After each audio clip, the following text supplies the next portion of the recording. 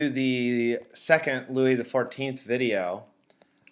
This video will correspond with your notes handouts, page 10 and 11.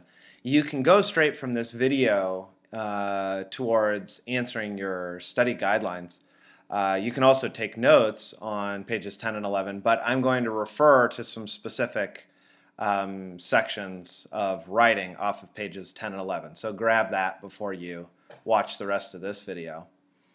Now we're in the context here of Louis XIV looking to centralize sovereignty in his hands to become an absolute monarch. And one institution, of course, that he has to control and reduce is the Catholic Church in France. So in this first section on page 10, we're looking at how Louis XIV went about controlling the church. And just like the nobles, Louis XIV is not going to completely control the church, but will have to compromise with them in order to become the sole sovereign of France. So you can see that in 1682, at the top of page 10 here, in 1682, Louis brings about the Declaration of the Clergy of France, issued in March of 1682. And it says, "We accordingly declare that kings and sovereigns are subjected by the ordinance of God to no ecclesiastical power in temporal things." This is the statement of an absolute monarch. It says that it declares that kings and sovereigns are subjected by the ordinance of God to no ecclesiastical power, no power of the church in temporal things, in earthly matters. So this says that this is a declaration that the king is the sole sovereign, the sole decision maker in French society. But Louis also believed that the monarchy possessed rights over the church as well. So Louis appointed all the bishops in France, which had been a long-standing practice going back to some of the early new monarchs in France. Now we're looking at an absolute monarchy. So he wants to appoint clergy as well. He wants total personnel control over the Catholic Church in France. The Pope and Louis, they tussle over this issue. Of course, the Pope doesn't want to give Louis XIV all the power over the church in France, and Louis is forced to compromise. So the compromise is Louis is going to appoint bishops. He's going to have control over appointing clergy as well, but the clergy will not have to pay taxes. The church will maintain tax-exempt status, will not have to pay taxes in France, similar to the nobles who gave over their sovereignty in exchange for maintaining their economic and social position, also being tax-exempt at the expense of the common French people.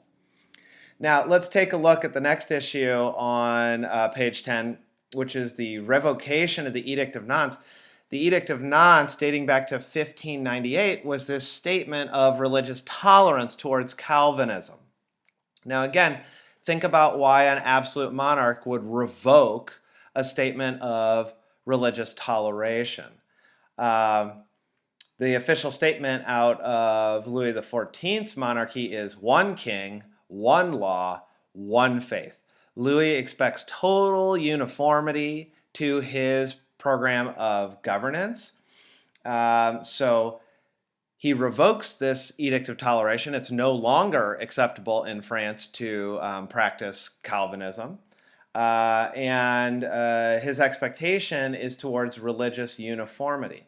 Now, in all honesty, Louis is not motivated primarily by religion. And as you might imagine, an individual who says they are the state and goes by the name of the Sun King might be driven a little bit by vanity.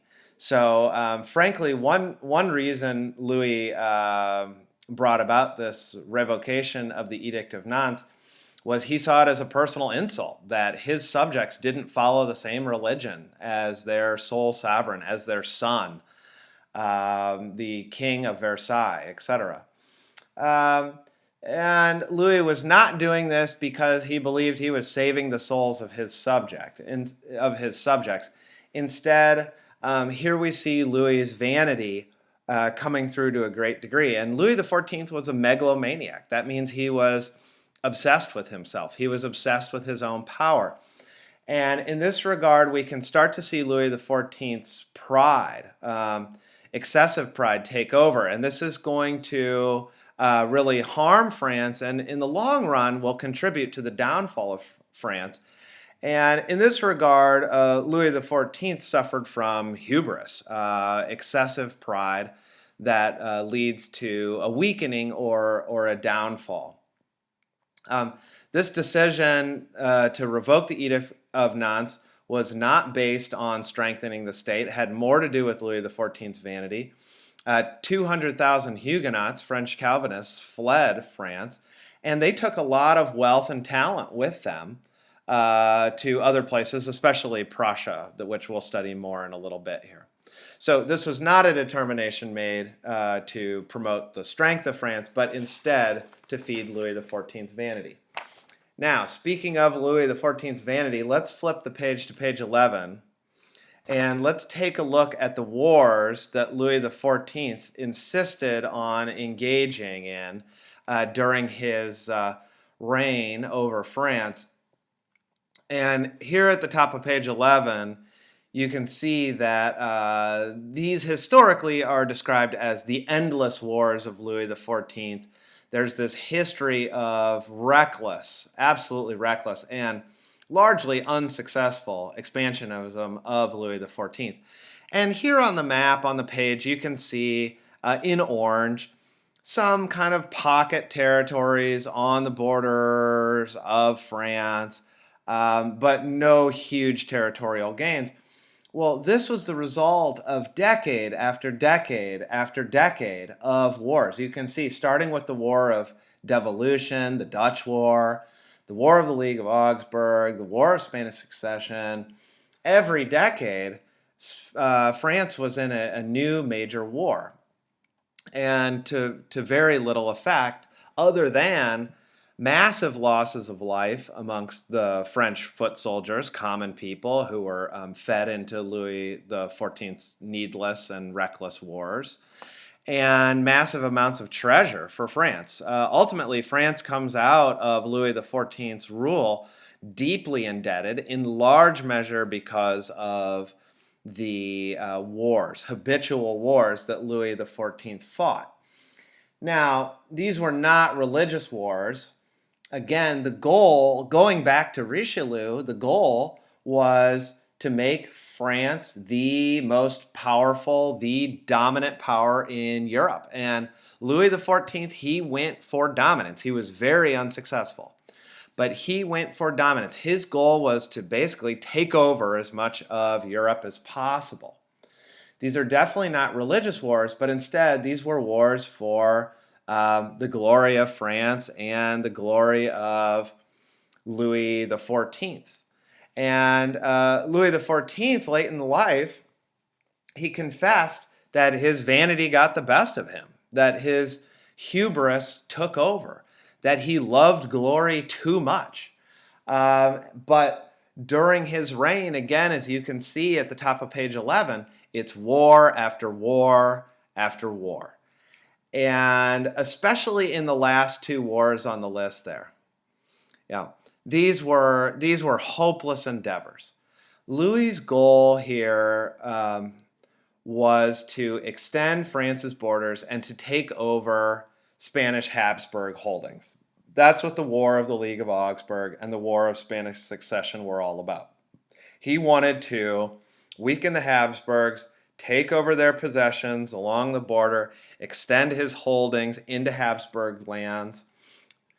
And the War of Spanish Succession, he claimed the throne of Spain for his grandson, which would have put all of French holdings and all of the Spanish holdings into the Bourbon family dynasty, which was Louis's royal family. These bids for mastery and conquest over Europe to become the sole power, it basically led to an alliance of all the different powers of Europe: England, the Habsburgs, the Prussians, the Russians. Everybody lined up in an alliance against Louis XIV in these wars. All the other powers wanted to see what's called a balance of power. And make sure you understand this term. Balance of power is when one power isn't so powerful that they can take over the rest of the powers. So once France started to, let's say, take the throne of Spain, which would have made it the dominant power, all the other powers lined up, allied together to ensure that France was not able to do so. Because if France had been able to do so, it could have picked off all the other powers one by one. But because all the powers allied to maintain a balance of power in which one power doesn't become so dominant, they were able to maintain an equilibrium and keep France in check. To end the War of Spanish Succession, Louis XIV is forced to sign the Treaty of Utrecht. And the Treaty of Utrecht marks a stalemate by France, that they had been checked. Ultimately, England benefits a lot from this, and England will be the growing powerhouse in the 18th century after France's energy under Louis XIV ultimately goes to no avail. In France's defeat in the War of Spanish Succession, England will get France's New World territories and control of the Atlantic slave trade from France as well.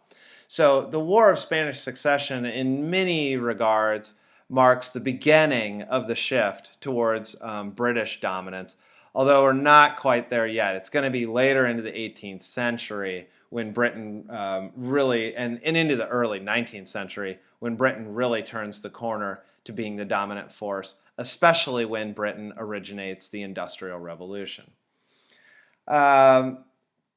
The War of Spanish Succession keeps France and Spain separate and checks Louis XIV's goal of becoming the dominant power of all Europe. Now, let's skip to this quote here from Louis XIV's finance minister.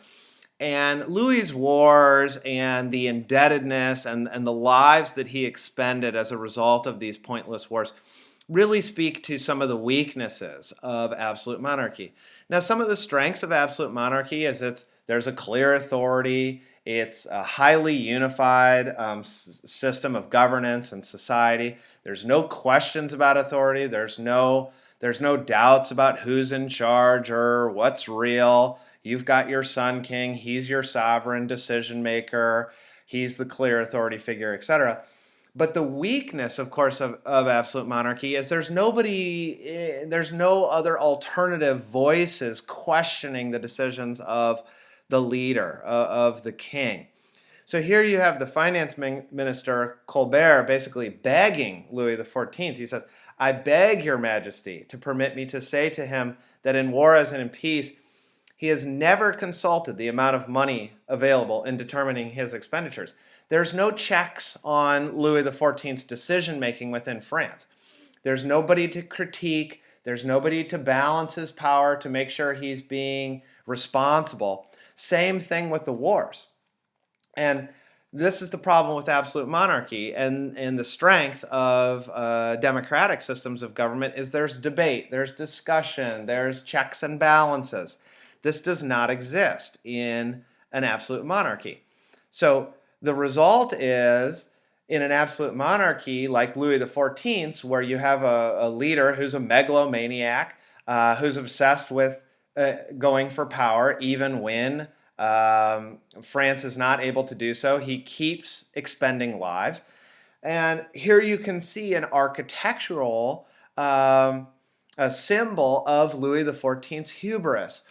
One of the grandest buildings built in Paris during Louis XIV's reign, obviously Versailles, not in Paris, but Versailles was the crown jewel of Louis XIV's reign architecturally. But one of the most famous buildings from this era is Les Invalides, and that means it's the military hospital. So what you had were thousands of lives were expended, thousands of lives were shattered physically on the battlefield. So one of the biggest buildings, one of the grandest buildings in Paris during the reign of Louis XIV, it tells you a lot about the reign of Louis XIV, that it's the military hospital. And this still stands today in Paris.